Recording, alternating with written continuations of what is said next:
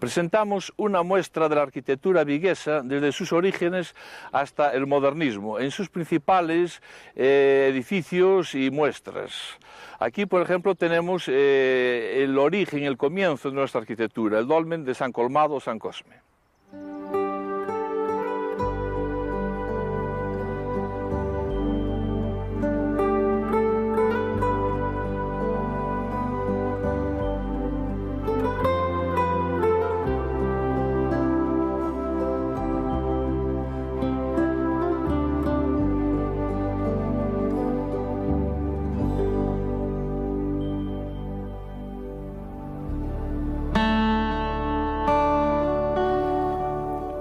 La privilegiada situación de Vigo, mirando a una tranquila y abrigada ría abierta al Atlántico, con un fértil valle a sus espaldas, atrajo a los pobladores de los más remotos tiempos del Paleolítico inferior, como lo prueban el hallazgo de útiles de cuarcita en diversos sitios del municipio.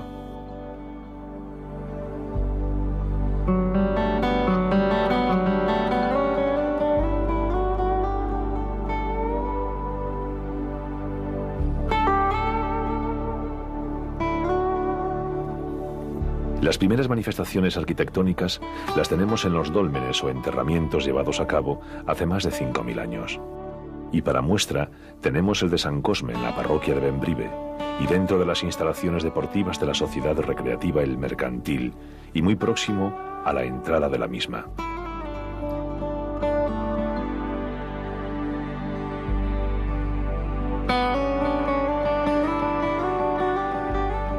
La existencia de más de 25 poblaciones castreñas en el municipio, donde el del Monte do Castro de Vigo se ofrece como el más importante, viene a mostrarnos que la comarca estaba muy poblada a la llegada de los romanos.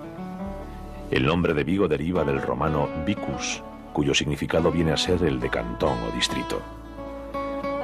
Las excavaciones arqueológicas nos muestran a un Vigo muy activo y extendido a lo largo de su litoral, con un núcleo en la zona del Casco Bello en torno a la Colegiata y descendiendo sobre la antigua playa del Arenal.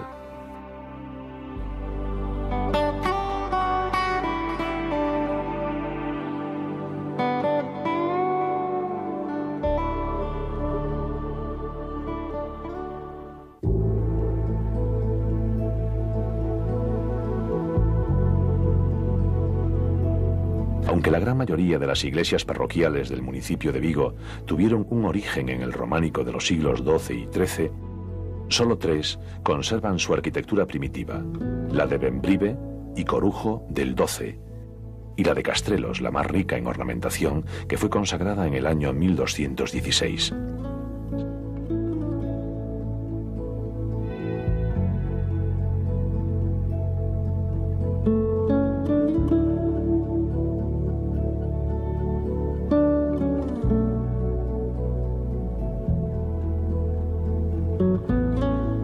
Dentro del casco de la ciudad, y concretamente dentro del antiguo recinto amurallado de la plaza militar en que fue considerada Vigo, tenemos como obra más antigua la casa de Zeta, construida en el siglo XV, dentro del estilo del gótico tardío.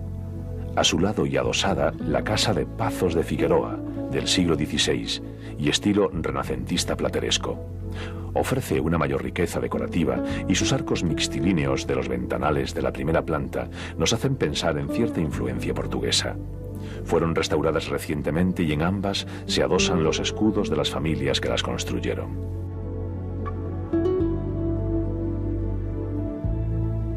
Las muestras de arquitectura barroca, siglo XVII y primera mitad del XVIII, podemos dividirla en 3 clases: la religiosa, la militar y la civil o doméstica. De la primera tenemos gran variedad de iglesias. La iglesia y convento de los franciscanos en el Berbés, situada sobre una elevada roca que domina todo el barrio antiguo de pescadores. La parroquial de Bouzas, construida en sus orígenes sobre una restinga de rocas que se adentraba en el mar, dominando así las 2 ensenadas con playas donde los pescadores varaban sus barcas.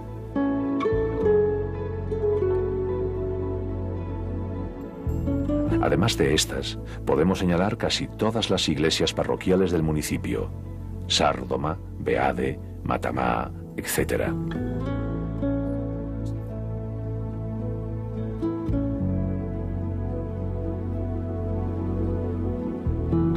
lo que se refiere a la arquitectura militar barroca, está el castillo abaluartado del Monte del Castro y una parte residual del castillo de San Sebastián, en cuyo interior se construyó la actual casa municipal, teniendo para ello que derribar la mitad más interesante del mismo. Ambos castillos, al igual que las murallas que rodeaban la ciudad, fueron construidos en las primeras décadas de la segunda mitad del siglo XVII con motivo de las guerras con Portugal, 1640-1668, y sus plantas tienen todas las características de la arquitectura militar abaluartada de la época.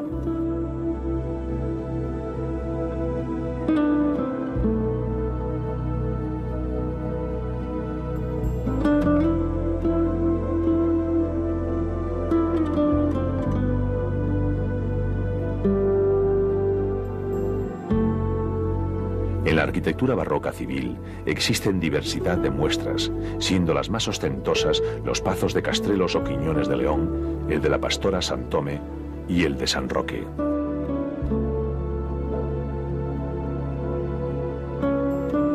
Los dos primeros poseen unos bellos jardines estudiados con todo detalle por el arquitecto José Antonio Martín Curti.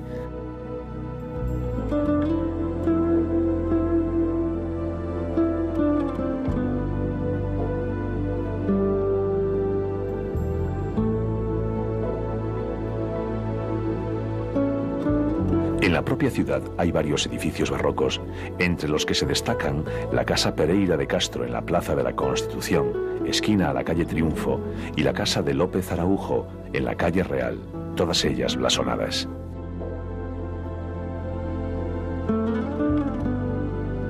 Dentro de la arquitectura dieciochesca o incluso anterior son de gran interés los soportales de la Plaza de la Constitución, construidos con una arquitectura culta.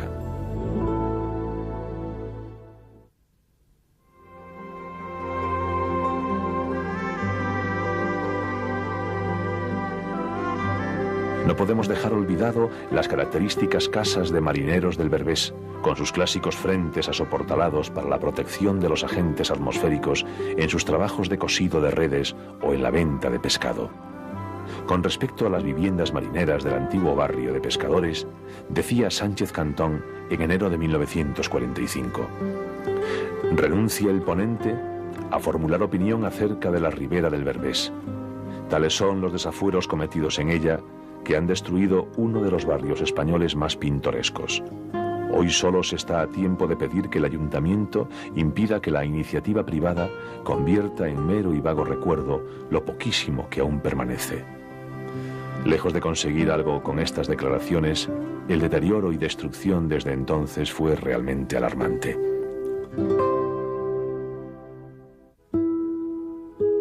Dentro del neoclasicismo gallego, cabe destacar la iglesia colegiata de Santa María, hoy con Catedral de Vigo, proyectada en 1811 por Melchor de Prado y Mariño. Constituye la obra urbana de más relevancia arquitectónica por cuanto supone un clásico ejemplo de la influencia ejercida por la Real Academia de San Fernando de Madrid. Es de sólida y austera arquitectura, alejada de la recargada arquitectura barroca anterior. Las tres naves de su interior están separadas por 12 columnas toscanas de cubierta con bóveda de cañón corrido de sillería de granito.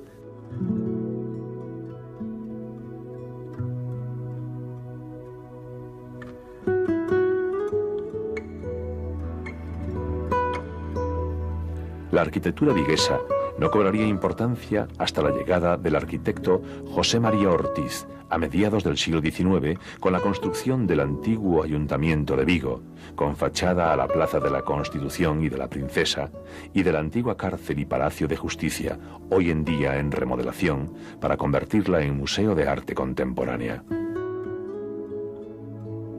En la década de 1860, el maestro de obras Manuel de Uceda lleva a cabo la construcción de dos magníficos edificios, en principio de carácter privado para viviendas. El primero, construido por el comerciante indiano Fernando Carreras como vivienda privada. Su monumentalidad llamaba la atención de los vigueses, que hacían largos paseos hasta el Areal para visualizar tan ostentosa casa. Con el tiempo se convirtió en el Banco de España. Posteriormente fue ampliada y modificada al convertirse en sede del gobierno militar, y hoy en día alberga el rectorado de la Universidad de Vigo.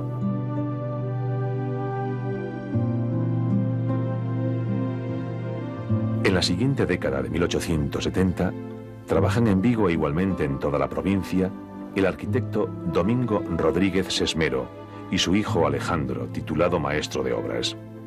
Dos son las obras más significativas que se mantienen en pie. La de José Don Esteve Quirós en la calle Joaquín Yáñez del Casco Viejo y las casas de Manuel Blanco García que, en número de 4, forman una unidad arquitectónica a principios de la calle Areal. Esta última, de gran profusión decorativa, se mantiene dentro del eclecticismo clasicista con fuerte influencia del rococó francés. Es de destacar el perfecto labrado de granito y la inclusión en su fachada de elegantes miradores y barandillas de hierro forjado.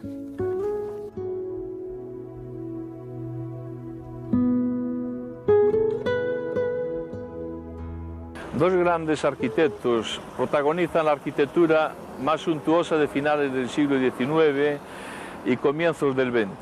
Desarrollan una arquitectura esencialmente ecléctica, es decir, recurriendo a diversos estilos de marcada influencia francesa. Son Genaro de la Fuente Domínguez, maestro de obras procedente de Valladolid, y Michel Pacevich, francés de ascendencia polaca, que al no ver reconocida su titulación de arquitecto en nuestro país, recurre a la firma de otros técnicos. El período de actuación de estos dos arquitectos coincide con el período de mayor desarrollo económico y cultural de Vigo. Una clientela acaudalada y emprendedora, ansiosa de mostrar su poder en espléndidos edificios, fue construyendo en los nuevos solares del ensanche de la ciudad hacia el este.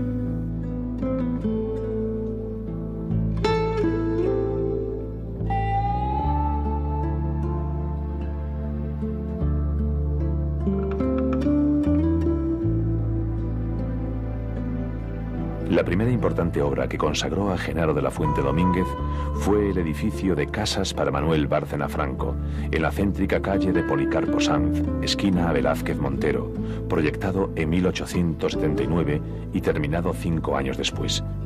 Su situación de esquina con dos largas fachadas de 4 plantas y su equilibrada proporción de cuerpos salientes en sus zonas centrales y de vanos con acentuados cercos muy decorados con distintas formas en las 3 plantas altas, le proporcionan un porte imponente y majestuoso.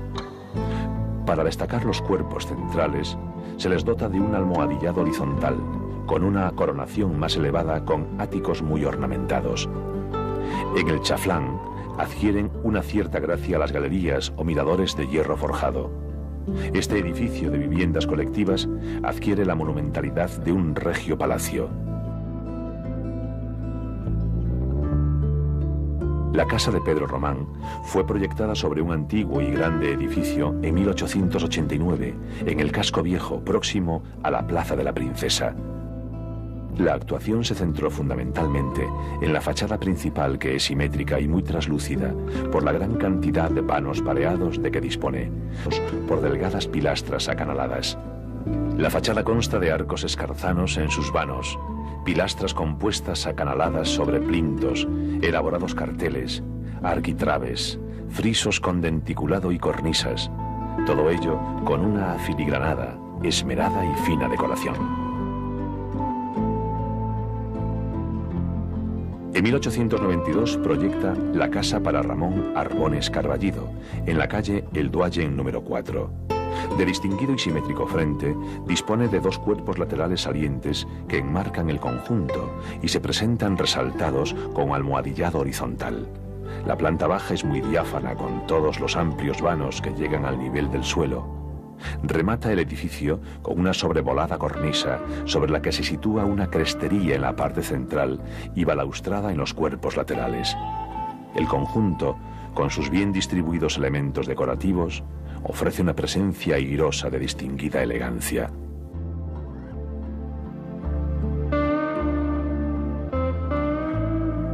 Un año después, Genaro de la Fuente proyecta en la Puerta del Sol la Casa de Ledo. La unidad del edificio quedó alterada por la adición posterior de una 6ª planta. La arrogante fachada principal está quebrada por imposición de la nueva alineación del trazado de la calle El Duayen. No obstante, mantiene su eje de simetría centralizado, como en casi todas las obras de este autor. Lo que más se destaca del conjunto es el acceso en planta baja de 3 vanos entre pilastras, con eclécticos capiteles, sobre los que descansa un friso corrido con frontón triangular, en cuyo tímpano se labraron las iniciales del nombre de su propietario.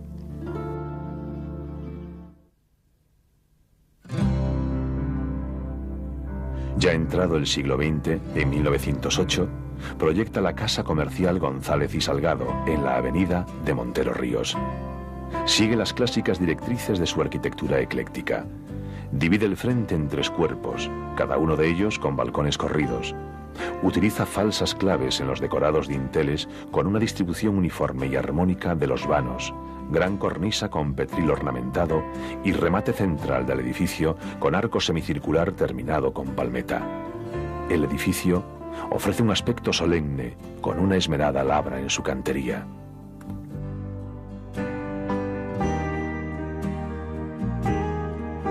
En 1909 proyecta el edificio de viviendas en la calle Areal, esquina Oporto, para el indiano Manuel Rodríguez, y que se le conoce por el apellido de su esposa de origen italiano, edificio Bonin. Es la obra ecléctica más voluminosa y suntuosa de la ciudad por su equilibrio volumétrico y recargada decoración pétrea. Ofrece el aspecto de un gran palacio institucional por su espectacularidad y magnificencia. En sus recargadas fachadas, Genaro de la Fuente condensó todo su repertorio de conocimientos de la ornamentación arquitectónica ecléctica. En este edificio, el arte de la cantería viguesa adquiere proporciones sublimes de perfección. Podría decirse que más que por canteros, fue realizado por escultores del granito. Observen bien sus detalles decorativos. Fíjense en los brillantes y cristalinos ojos de las cabezas de los leones, formando cartelas que se muestran enfurecidos al observador. No hay cristales, solo piedra labrada. Todo es efecto de claroscuros, de sombras y reflejos de luz. Las 2 fachadas se articulan con un chaflán circular coronado con una elevada cúpula y está tratado con una decoración más esmerada que en el resto, que ya es de por sí exhaustiva.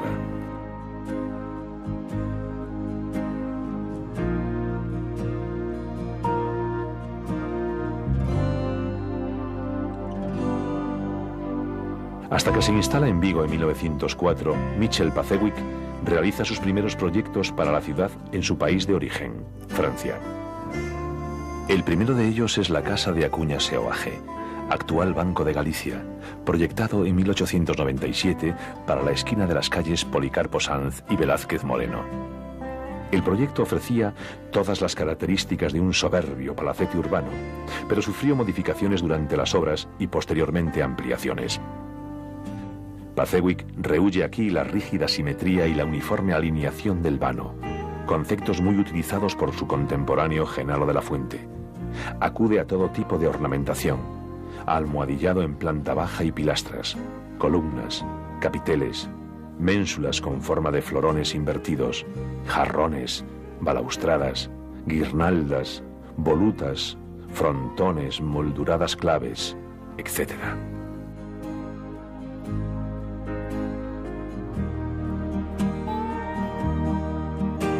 Su obra más destacada por su magnificencia y monumentalidad es el conocido edificio Hotel Moderno, en un principio destinado a viviendas para Manuel Bárcena Franco, conde de Torrecedeira, después a hotel y últimamente rehabilitado otra vez para viviendas.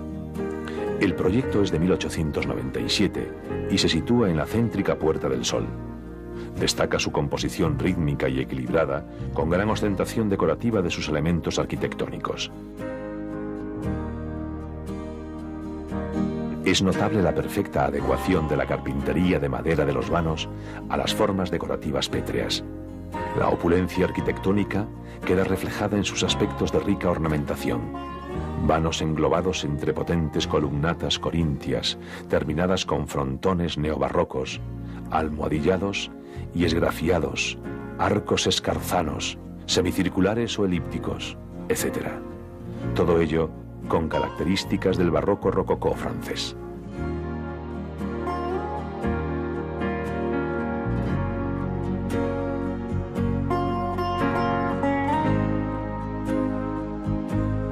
La Escuela de Artes y Oficios, hoy denominada Universidad Popular, es una edificación ecléctico-historicista proyectada también en 1897. El edificio fue construido en 2 volúmenes separados por un patio en cuya planta baja se dispone del acceso principal. Le confieren una singular belleza los 2 balconcillos simétricamente colocados en la calle Pontevedra, formando una gran ménsula con curiosa balaustrada y recercado del vano, lujosa y armoniosamente ornamentados con motivos ecléctico-góticos románicos. Constituyen unos de los ventanales más bellos de la arquitectura urbana viguesa.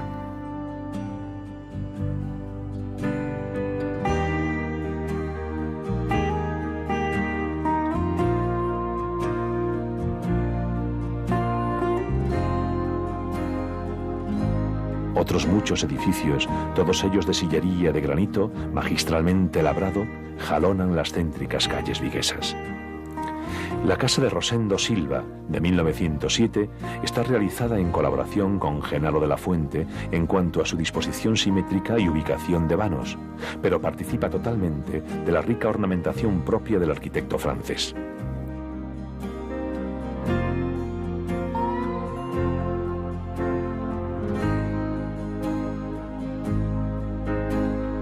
El grupo de casas de la calle Urzaiz, con los números 11, 13, 15, 17, 19, 21 y 23, son de la autoría de Pacewick, distinguiéndose fácilmente sus estilos afrancesados.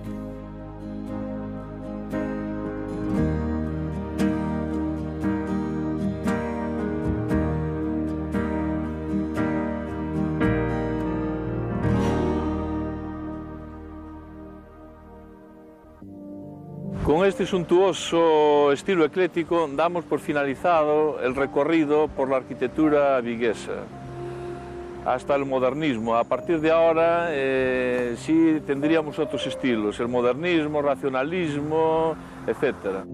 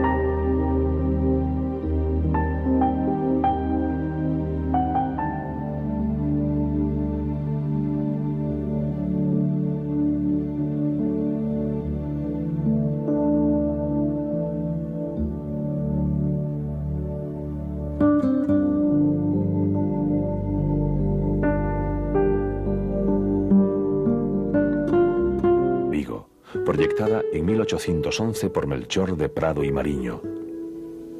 Constituye la obra urbana de más relevancia arquitectónica por cuanto supone un clásico ejemplo de la influencia ejercida por la Real Academia de San Fernando de Madrid. Es de sólida y austera arquitectura, alejada de la recargada arquitectura barroca anterior. Las 3 naves de su interior están separadas por 12 columnas toscanas de cubierta con bóveda de cañón corrido de sillería de granito.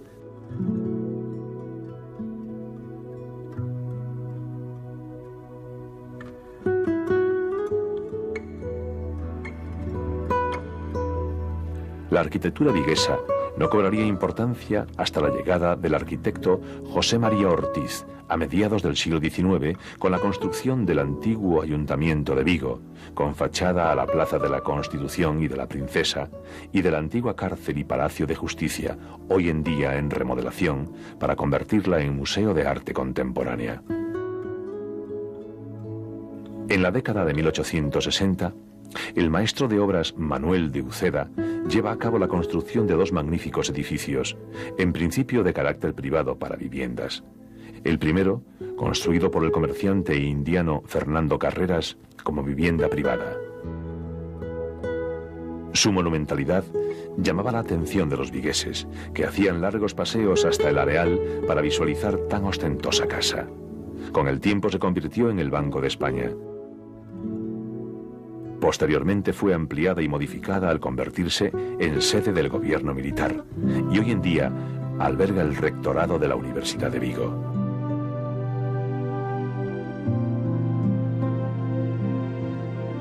En la siguiente década de 1870, trabajan en Vigo e igualmente en toda la provincia el arquitecto Domingo Rodríguez Sesmero y su hijo Alejandro, titulado maestro de obras. Dos son las obras más significativas que se mantienen en pie. La de José Don Esteve Quirós en la calle Joaquín Yáñez del Casco Viejo y las casas de Manuel Blanco García que en número de 4 forman una unidad arquitectónica a principios de la calle Areal. Esta última, de gran profusión decorativa, se mantiene dentro del eclecticismo clasicista con fuerte influencia del rococó francés. Es de destacar el perfecto labrado de granito y la inclusión en su fachada de elegantes miradores y barandillas de hierro forjado.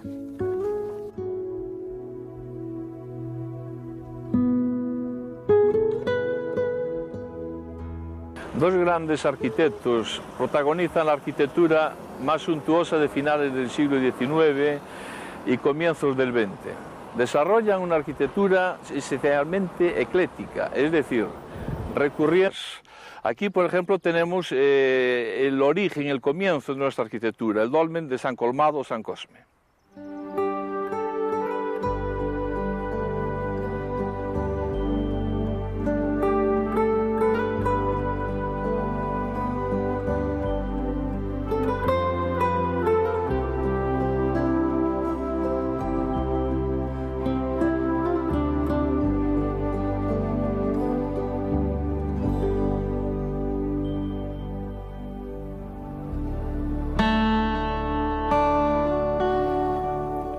La privilegiada situación de Vigo, mirando a una tranquila y abrigada ría abierta al Atlántico, con un fértil valle a sus espaldas, atrajo a los pobladores de los más remotos tiempos del Paleolítico inferior, como lo prueban el hallazgo de útiles de cuarcita en diversos sitios del municipio.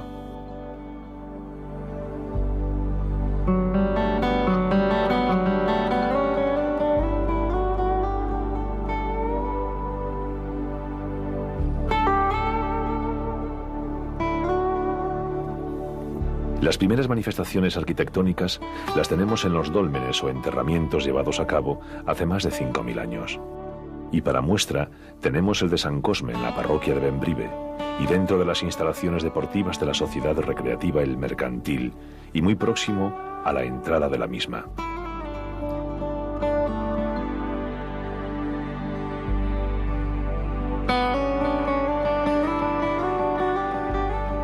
La existencia de más de 25 poblaciones castreñas en el municipio, donde el del Monte do Castro de Vigo se ofrece como el más importante, viene a mostrarnos que la comarca estaba muy poblada a la llegada de los romanos. El nombre de Vigo deriva del romano vicus, cuyo significado viene a ser el de cantón o distrito. Las excavaciones arqueológicas nos muestran a un Vigo muy activo y extendido a lo largo de su litoral, con un núcleo en la zona del Casco Bello en torno a la Colegiata y descendiendo sobre la antigua playa del Arenal.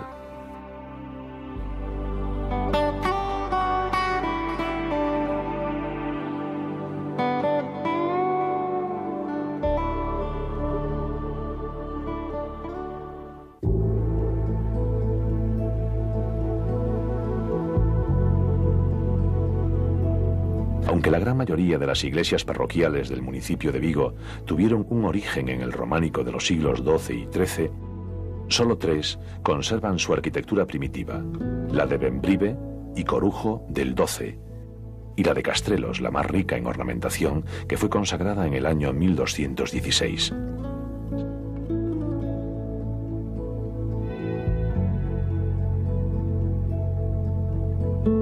La Real Academia de San Fernando de Madrid. Es de sólida y austera arquitectura, alejada de la recargada arquitectura barroca anterior. Las 3 naves de su interior están separadas por 12 columnas toscanas de cubierta con bóveda de cañón corrido de sillería de granito.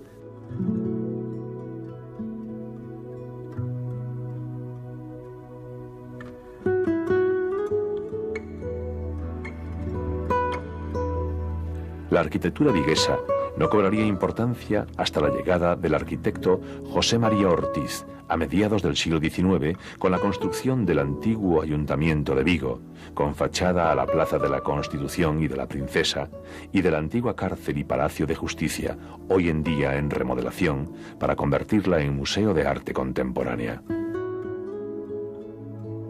En la década de 1860, el maestro de obras Manuel de Uceda lleva a cabo la construcción de dos magníficos edificios, en principio de carácter privado para viviendas. El primero, construido por el comerciante indiano Fernando Carreras como vivienda privada. Su monumentalidad llamaba la atención de los vigueses, que hacían largos paseos hasta el Areal para visualizar tan ostentosa casa. Con el tiempo se convirtió en el Banco de España. Posteriormente fue ampliada y modificada al convertirse en sede del gobierno militar, y hoy en día alberga el rectorado de la Universidad de Vigo.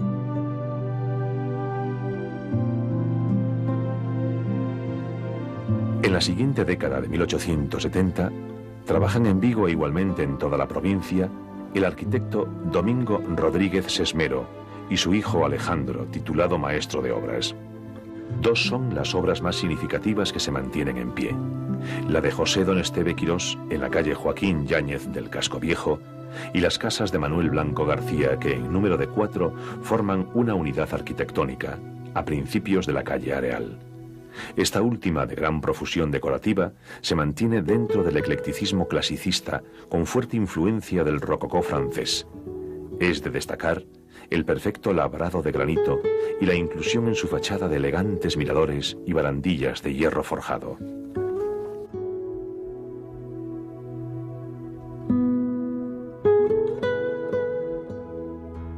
Dos grandes arquitectos protagonizan la arquitectura más suntuosa de finales del siglo XIX y comienzos del XX. Desarrollan una arquitectura esencialmente ecléctica, es decir, recurriendo a diversos estilos de marcada influencia francesa. Son Genaro de la Fuente Domínguez, maestro de obras procedente de Valladolid, y Michel Pacevich, francés de ascendencia polaca, que al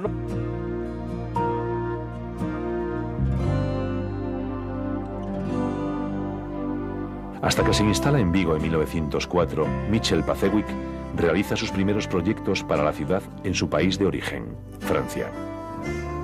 El primero de ellos es la Casa de Acuña Seoaje, actual Banco de Galicia, proyectado en 1897 para la esquina de las calles Policarpo Sanz y Velázquez Moreno. El proyecto ofrecía todas las características de un soberbio palacete urbano, pero sufrió modificaciones durante las obras y posteriormente ampliaciones. Pacevich rehúye aquí la rígida simetría y la uniforme alineación del vano, conceptos muy utilizados por su contemporáneo Genaro de la Fuente. Acude a todo tipo de ornamentación, almohadillado en planta baja y pilastras, columnas, capiteles, ménsulas con forma de florones invertidos, jarrones, balaustradas, guirnaldas, volutas, frontones, molduradas claves, etc.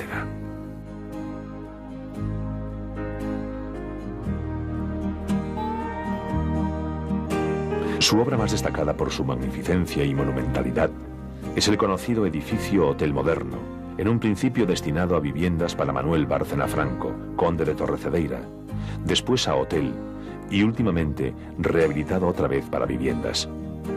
El proyecto es de 1897 y se sitúa en la céntrica Puerta del Sol. Destaca su composición rítmica y equilibrada, con gran ostentación decorativa de sus elementos arquitectónicos. Es notable la perfecta adecuación de la carpintería de madera de los vanos a las formas decorativas pétreas. La opulencia arquitectónica queda reflejada en sus aspectos de rica ornamentación. Vanos englobados entre potentes columnatas corintias, terminadas con frontones neobarrocos, almohadillados y esgrafiados, arcos escarzanos, semicirculares o elípticos, etc. Todo ello con características del barroco rococó francés.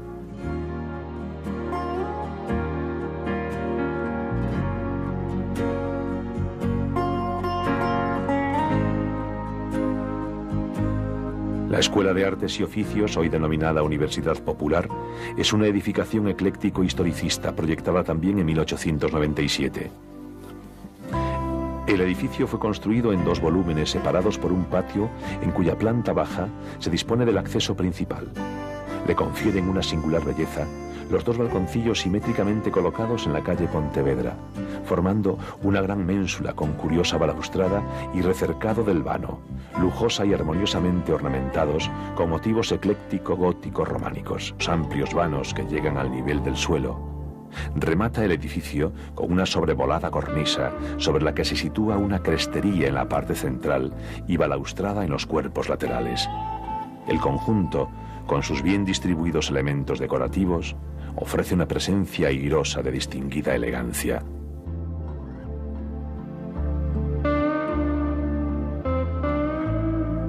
Un año después, Genaro de la Fuente proyecta en la Puerta del Sol la Casa de Ledo. La unidad del edificio quedó alterada por la adición posterior de una 6ª planta. La arrogante fachada principal está quebrada por imposición de la nueva alineación del trazado de la calle El Doyen. No obstante, mantiene su eje de simetría centralizado, como en casi todas las obras de este autor.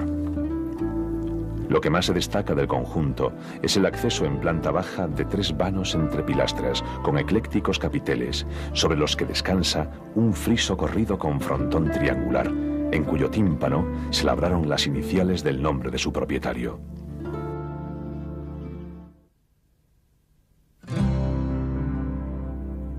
Ya entrado el siglo XX, en 1908, proyecta la Casa Comercial González y Salgado, en la avenida de Montero Ríos. Sigue las clásicas directrices de su arquitectura ecléctica. Divide el frente en 3 cuerpos, cada uno de ellos con balcones corridos. Utiliza falsas claves en los decorados dinteles con una distribución uniforme y armónica de los vanos, gran cornisa con petril ornamentado y remate central del edificio con arco semicircular terminado con palmeta. El edificio ofrece un aspecto solemne con una esmerada labra en su cantería.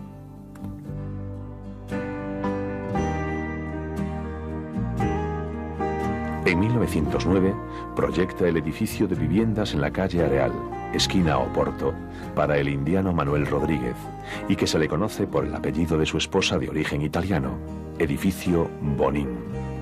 Es la obra ecléctica más voluminosa y suntuosa de la ciudad por su equilibrio volumétrico y recargada decoración pétrea.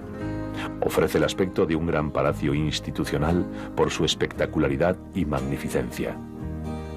En sus recargadas fachadas, Genaro de la Fuente condensó todo su repertorio de conocimientos de la ornamentación arquitectónica ecléctica.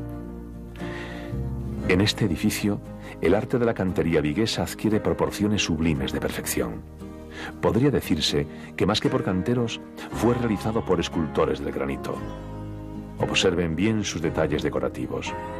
Fíjense en los brillantes y cristalinos ojos de las cabezas de los leones, formando cartelas que se muestran enfurecidos al observador. No hay cristales, solo piedra labrada, en Museo de Arte Contemporánea. En la década de 1860, el maestro de obras Manuel de Uceda lleva a cabo la construcción de 2 magníficos edificios, en principio de carácter privado para viviendas. El primero, construido por el comerciante indiano Fernando Carreras como vivienda privada. Su monumentalidad llamaba la atención de los vigueses, que hacían largos paseos hasta el Areal para visualizar tan ostentosa casa. Con el tiempo se convirtió en el Banco de España. Posteriormente fue ampliada y modificada al convertirse en sede del gobierno militar, y hoy en día alberga el rectorado de la Universidad de Vigo.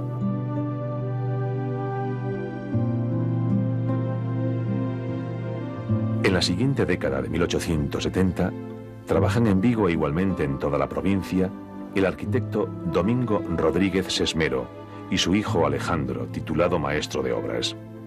2 son las obras más significativas que se mantienen en pie. La de José Don Esteve Quirós en la calle Joaquín Yáñez del Casco Viejo y las casas de Manuel Blanco García, que en número de 4 forman una unidad arquitectónica a principios de la calle Areal. Esta última, de gran profusión decorativa, se mantiene dentro del eclecticismo clasicista con fuerte influencia del rococó francés. Es de destacar el perfecto labrado de granito y la inclusión en su fachada de elegantes miradores y barandillas de hierro forjado.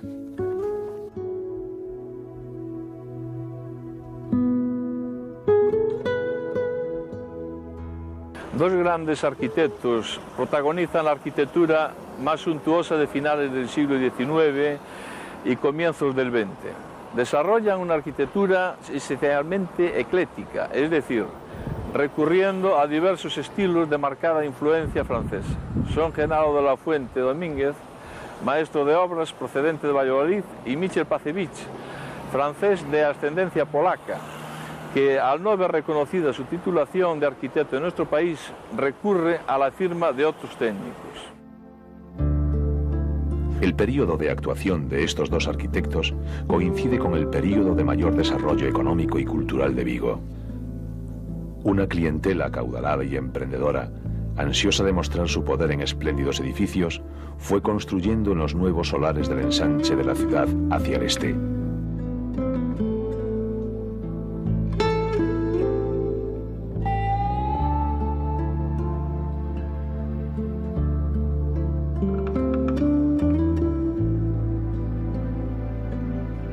La primera importante obra que consagró a Genaro de la Fuente Domínguez fue el edificio de casas para Manuel Bárcena Franco.